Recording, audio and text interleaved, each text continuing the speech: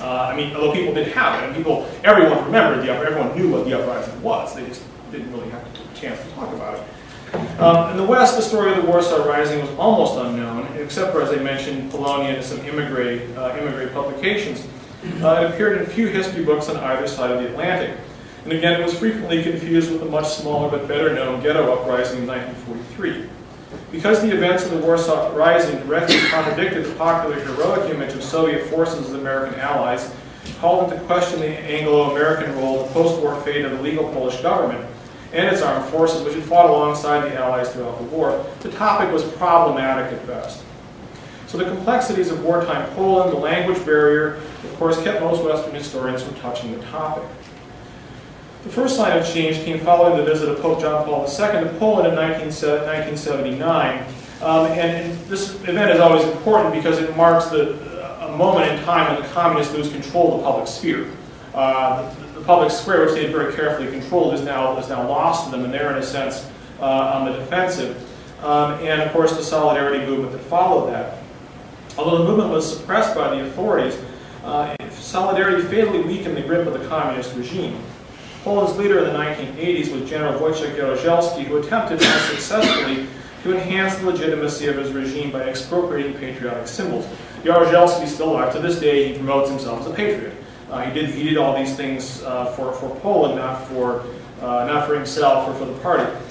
As a result, the first time since the war, the uprising was rehabilitated. This begins in the 1980s. It's in fits and starts. The regime decided to put up a monument to the uprising. The bureaucratic snafus and resistance from hardliners delayed its completion until 1989. By then, Poland had held its first competitive elections, and the Communist Party had fallen from power. And I'll give you an example of that. It's very much in keeping, the architecture is very much in keeping with previous sort of late communist era monuments. This is only one part of it. It occupies a square across from the main Church of the Armed Forces in Poland. And this is what I say, there's two groups of sculptures. This happens to be just one of them. It's a little bit large to get. There's some other monuments behind it. These plaques here commemorate different units. There's a plaque commemorating also the Allied airmen who were dropping supplies to the insurgents. There's a variety of other things sort of on this site. The relative political instability of the 1990s, the strength of the ex-communists, and the preoccupation with economic recovery delayed any further effort to reposition the uprising as part of Poland's historical memory. By the end of the 1990s, however, a new and more coherent set of parties on the right and center-right began to press for a more serious reckoning with the blank spots of Poland's past. And what's interesting about this is this sort of attempt to bring the uprising back into public consciousness occurs at a time of increasing political tension over the past, over the communist past in Poland. So one result was the creation of the Museum of the Warsaw Uprising. And political conflicts have varying degrees of problems with creating, their interface with history is often very tenuous and difficult. But in this case, of course, it helped to create the museum. So on August the 1st, 2004, Polish President-elect Kaczynski, and along with this by the way is one of the other monuments. It was originally put in the where the other monument was. This was done in the 1990s. This is the only other statue. It's called the Littlest Insurgent, to the child soldiers of the rising. It was moved to the area around the Barbican a little bit later. But this is the front gate of the museum. It opened in 2004. It was supported by a wide coalition of people. Jan Nowak Jeziernański, the very famous former insurgent leader and he's a major figure in Radio Free Europe, was behind it. But especially important was President Kaczynski, whose center-right party really campaigned on a platform. This is still, as I'll mention in a moment, an ongoing issue with more full accounting of the communist past. And he openly criticized, the party openly criticized, this is PIS, openly criticized the political and economic arrangements that had eased the communists out of power as part of the Roundtable Agreements in 1989, which left many former officials of the communist regime and their sympathizers in places of influence in the new Poland. This was put on the site of a former Tsarist power plant. I'll read you a brief description of from the official description of the museum itself, which appears in the guidebooks.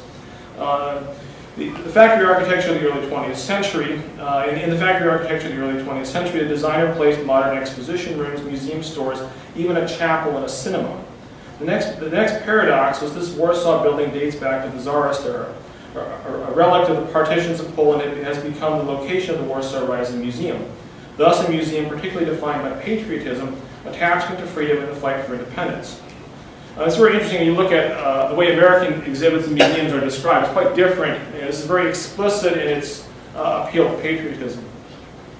The third paradox is that, in fact, from the unsophisticated factory function, it was given a partially sacred function. This is the term they use, sacred function, almost 100 years later. It's not just a matter of the chapel, but also the Wall of Remembrance, the Freedom Park, and numerous other places of exposition. The power plant became a kind of patriotic sanctuary. So the museum is the first modern museum in Poland. It used interactive displays, film and video, reconstructions, a lot of first-person accounts. There's a lot of innovative architecture. It tries to engage the museum goer on several levels. Parts of the museum are ostensibly designed to draw visitors through the displays in a more or less linear fashion. But the design of the museum actually, in my opinion, works against this. This is the outside, this is the main gate of the museum. A lot of the groups that you see, especially school children, are being brought through with guides. There's a number of, I won't mention everything in the museum. Probably the centerpiece is an almost lifelike reconstruction of a B-24 Consolidated Liberator bomber, the type used to airdrop supplies to the insurgents. There's an interactive display on the crew that you can, you touch the video screen and it tells you all about the aircraft. There's a reconstructed underground print shop. And they actually print little flyers. You can take them, as a souvenir as you're going through. There's a reconstructed part of the city sewer. These featured very prominently in during the fighting itself. You walk through and they have the sounds, what it would be like moving through the sewer. There are weapons, documents, uniforms, wide variety of things, and in terms of artifacts. They took models, they looked at the Holocaust Museum, they looked at a number of other museums, but really what they were told, and one of the designers mentioned, during visits to foreign museums, we were told that if we wanted youth to visit a museum, it would have to be like a computer program or a modern television. We didn't copy these models, we tried to find our own way to a good museum. So it makes a major effort to kind of convey the biography and the sort of detail, to some extent, of the Rising. But for all its successes, the museum presents certain problems both for scholars and the general public.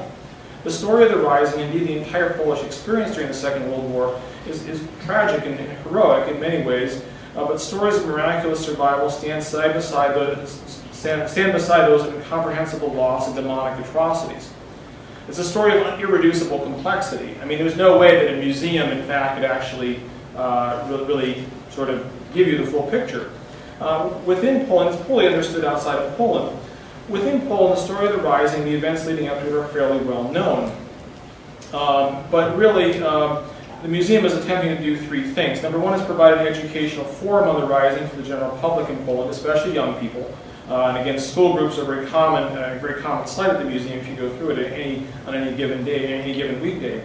They also serve as a central commemorative site for the Rising and a forum for public and scholarly discussion of the event. And number three, and perhaps most problematically, educate foreign visitors with limited knowledge of wartime Poland on the Rising, thus provide an avenue to understand the war as the central tragedy of modern Polish history.